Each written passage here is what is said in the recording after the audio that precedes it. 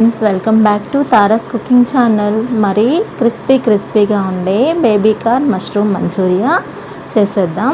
మరి ఎలా చేయాలో చూద్దాం. ముందుగా బేబీ కార్న్ మష్రూమ్ చిన్న పీసెస్ కట్ చేసి పక్కన పెట్టుకోవాలి. ఇవన్నీ ఇంగ్రీడియంట్స్. ముందుగా ఒక బాండీ తీసుకొని అందులో కార్న్ఫ్లోర్ వేసుకోవాలి. 4 స్పూన్స్ కార్న్ఫ్లోర్, 2 స్పూన్స్ మైదా, 1 స్పూన్ రైస్ ఫ్లోర్ వేసుకొని తర్వాత పసుపు, ఉప్పు, కారం, కొద్దిగా గరం మసాలా వేసుకోవాలి. ఇప్పుడు అల్లం వెల్లుల్లి పేస్ట్ వేసుకొని కొద్దిగా మిక్స్ చేసుకొని ఇందులోనే సాసెస్ వేసుకోవాలి. మనకి అవసరమైతే వేసుకోండి, లేదు అంటే స్కిప్ చేసుకోవచ్చు.